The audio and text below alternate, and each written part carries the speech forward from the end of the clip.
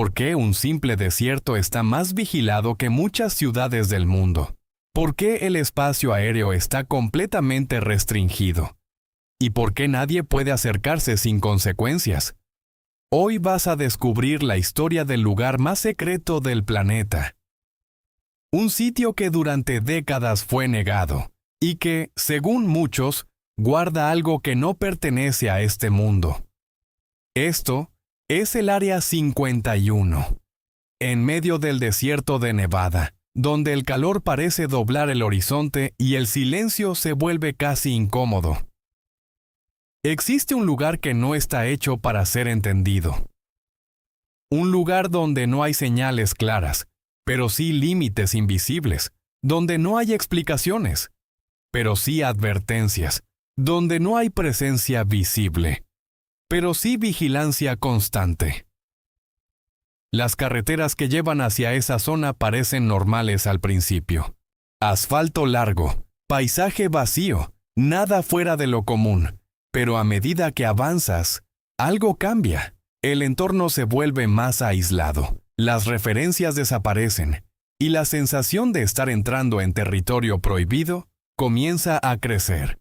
No hay muros, no hay puertas gigantes, pero hay algo mucho más efectivo. Control, cámaras que no ves, pero están ahí. Sensores que detectan cada movimiento, y vigilancia a distancia, que no necesita acercarse para saber que estás ahí. En cuestión de minutos, si te acercas demasiado, aparecerán vehículos, sin insignias, sin identificación clara, solo una presencia que deja algo muy claro. No estás donde deberías estar, y en ese momento entiendes algo. El Área 51 no necesita mostrarse, porque su poder está en el silencio. Pero para entender por qué este lugar existe, tenemos que retroceder en el tiempo, a una época donde el mundo vivía bajo tensión constante, la Guerra Fría. No era una guerra tradicional. No había batallas visibles. Pero había algo más peligroso. Desconfianza. Estados Unidos y la Unión Soviética competían en todo: tecnología, información, poder. Y en ese contexto, ver al enemigo lo era todo. Pero había un problema. El enemigo estaba demasiado lejos y demasiado protegido. Entonces surgió una idea: crear un avión que pudiera volar tan alto que nadie pudiera detectarlo. Ese avión fue el U-2, una máquina que cambió la forma de espiar para siempre. Podía alcanzar altitudes impensables para la época. Podía cruzar territorio sin ser interceptado. Podía ver sin ser visto.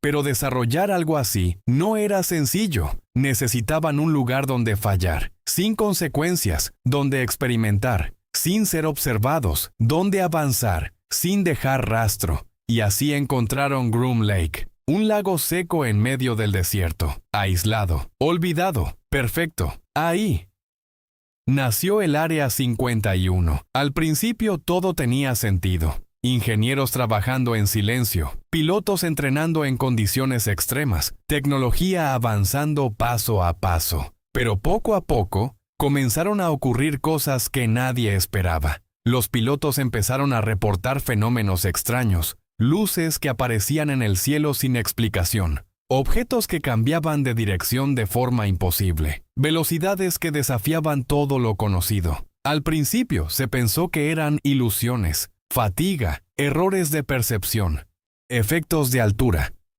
Pero los reportes continuaron. Y no solo de pilotos, personas en tierra también comenzaron a ver cosas. Luces en la noche, movimientos silenciosos, sombras que cruzaban el cielo a velocidades imposibles. Y entonces, surgió una narrativa, ovnis. Pero aquí es donde todo se vuelve interesante. El gobierno no siempre negó esas historias. En algunos casos, las dejó crecer, porque había algo más importante que proteger: la verdadera tecnología que estaban desarrollando. Proyectos como el SR-71 Blackbird, un avión tan avanzado que durante años parecía ciencia ficción. Muchos de los avistamientos de ovnis eran en realidad pruebas militares. Pero eso no explica todo, porque hay historias que no encajan, y una de ellas comienza en 1947. Roswell. Un objeto cae del cielo, no hay claridad, no hay explicación inmediata. Los primeros informes hablan de algo desconocido, pero horas después, la versión cambia. Globo meteorológico, pero los testigos no estaban convencidos. Hablaron de materiales que no podían romperse, de restos que no se comportaban como nada conocido, de algo completamente diferente. Y entonces nace una pregunta. ¿Y si no todo fue contado? ¿Y si lo que cayó no fue destruido? ¿Y si fue llevado a algún lugar? Un lugar donde pudiera ser estudiado, sin que nadie supiera.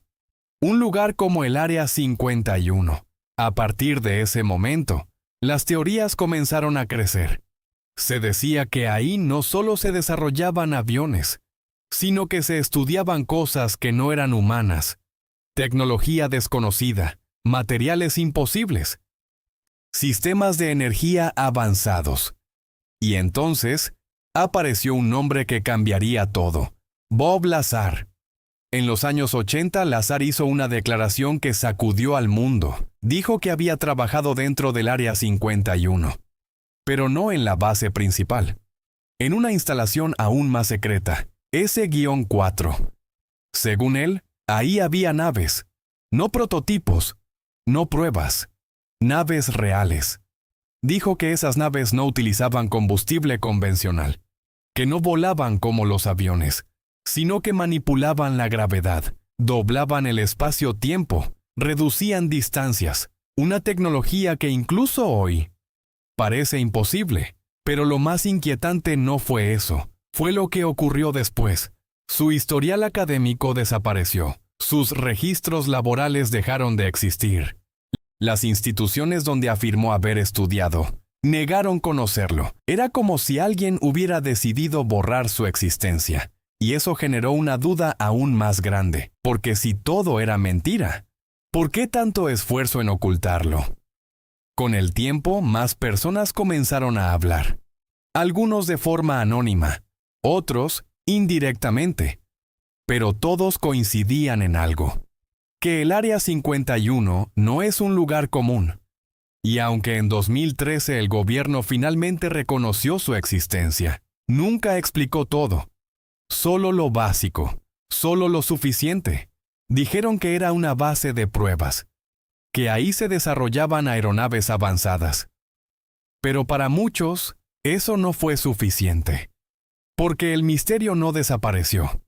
De hecho, se hizo más fuerte. Hoy, el Área 51 sigue siendo uno de los lugares más protegidos del mundo. El espacio aéreo está completamente restringido. El acceso está controlado al extremo, y cualquier intento de acercarse es detectado de inmediato. Satélites han captado imágenes, pistas de aterrizaje largas, instalaciones enormes, estructuras que aparecen y desaparecen, pero nunca lo suficiente para entender lo que realmente ocurre ahí dentro. Y eso es lo que mantiene viva la pregunta, porque el misterio no está en lo que vemos, sino en lo que no nos muestran. Y entonces volvemos al inicio. ¿Por qué tanto secretismo? ¿Por qué tanto control? ¿Por qué tanto silencio? Tal vez la respuesta sea simple. Tal vez ahí se desarrollan tecnologías militares que aún no deben ser reveladas. Pero también existe otra posibilidad. Una posibilidad que muchos prefieren ignorar. Que el Área 51 guarda algo más. Algo que no pertenece a este mundo. Algo que, si se revelara, cambiaría todo: nuestra historia, nuestra ciencia, nuestra comprensión del universo. Porque si alguna vez se confirma que no estamos solos, nada volvería a ser igual. Y tal vez esa es la verdadera razón por la que el silencio continúa. No porque no haya nada, sino porque hay demasiado. Demasiado para explicar. Demasiado para aceptar. Demasiado para revelar. El Área 51 no es solo una base, es un secreto, un símbolo, Una pregunta que sigue sin respuesta. Y mientras siga ahí, oculta, vigilada, protegida, la duda seguirá creciendo. ¿Qué están ocultando realmente?